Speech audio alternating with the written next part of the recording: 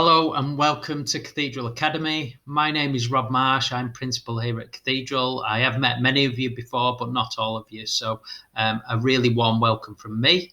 And thank you for your time in attending this remote parents' evening. This is the first one we've done this way, so let's hope it goes without technical hitches. And I hope you get all the information you need from us this evening. It is extremely challenging times. We are in a position of lockdown. I know it's difficult for parents at home. It's difficult for teachers here, but we're doing everything we possibly can to make sure that our young people have the very best education right now at this difficult time. I hope you agree that we've really stepped it up from the provision we provided last year in the first lockdown, our remote learning offer, use of Microsoft Teams, live lessons, assignments online have all been refined and developed to a much more advanced stage. So I hope that you're finding those useful and your children are engaging with those. I'm also really pleased to report that we supported parents with ICT access, laptops, internet access, and I hope that you're in a position now where your children can use that. If there were any hiccups, and please do get in touch if you feel you need any further support with that.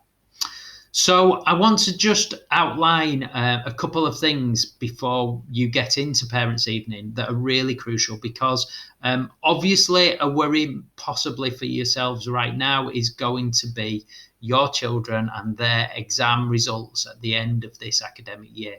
Although the exams have been cancelled, we've got a bit of information about how things may play out, and I wanted to just share that with you and point out some really key differences.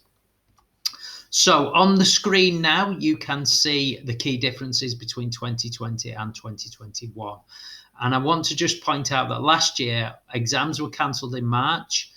And what we were asked to do after that period was assess the grade we thought students would have got if the exams had taken place, based on the evidence we had up to around about the 20th of March. So we had mock exam results, we had details of how students did in class, and we could then make a judgment of how well we thought they would do if the exam had taken place.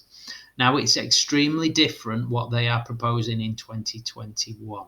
So the other side of the screen explains things a little clearer about where we are with that. Exams were cancelled in January, and at that point you may well have thought, or students may well have thought, right, I'm not going to need to do much work now, and I'll get some exam results like they did last year.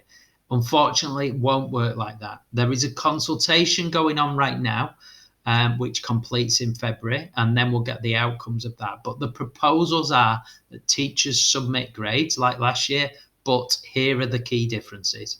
First of all, yes, we are best placed to decide grades, but they will have to be based on the evidence, specific evidence that will be moderated. And that didn't take place last year. There was no moderation from the exam board. So this year, we are going to have to make sure that they use papers that the exam board give us. So there will be some tests and assessments within school is what is being proposed. And we will have to use that evidence and other assessment activities that we have between now and June to demonstrate and prove that grade. We will be able to take into account the recent mocks, but that will only be a very small part of it. So the key point about this is that learning must continue. Our young people, our children at the school in year 11 must continue their learning right up to the end of May and June, and they will be assessed throughout that period. So the teacher assessed grade, the tags, will be based on the standard at which they are performing at that time in May and June, not what they would have got if. So the main implication of this is that students must continue to engage with learning, and that is a difference from last year. So as we go into Parents' Evening, I want to just reiterate these points. First of all, although you may be worried about what I've just outlined, you may well already have known it, but if you didn't, it may be causing some concern. Just to reiterate that we're really well placed to support students. We're doing everything we can. We're here every day at school. We're ready for when they come back in, whenever the government decide that is. We've got the experience of knowing how to get the best grades out of young people. We've got that track record of brilliant results here. We've set up our remote learning so that it's accessible and interactive. We've got the support of our multi-academy trust and the expertise across the trust to run things like moderation of the work that we do.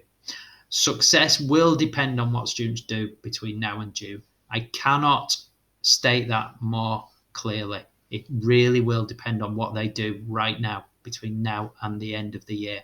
And you, as parents, will play a huge role in supporting that, particularly now when we are in lockdown and students are at home, encouraging them to be online, checking that they've done the work, keeping them focused on the work and making sure that they do have some downtime and relaxation time in the evenings, etc., to make sure that they're refreshed, they're eating properly, etc. So please support us with that. I want to just outline clearly, and the point in red there is on your screen, that teachers cannot speculate what grade students will achieve now this evening. I've asked teachers not to speculate on that. I'm asking you not to pressure teachers, if possible, to try and give a predicted grade, because we are not in a position to do so. As I've said, it very much depends on the evidence that is produced towards the exams or the replacement for exams between now and June. So we won't be talking about what grade they might get. We'll be talking about what they got in the mock and what they'd need to do now. Attendance is crucial in whatever form. Remote learning at the moment, when we come back to school, being here in person, that's really, really important. And then the other point is that engagement and attendance are two different things. So students may be logging on and attending the lessons that are online, but are they engaging? So submission of work is really important.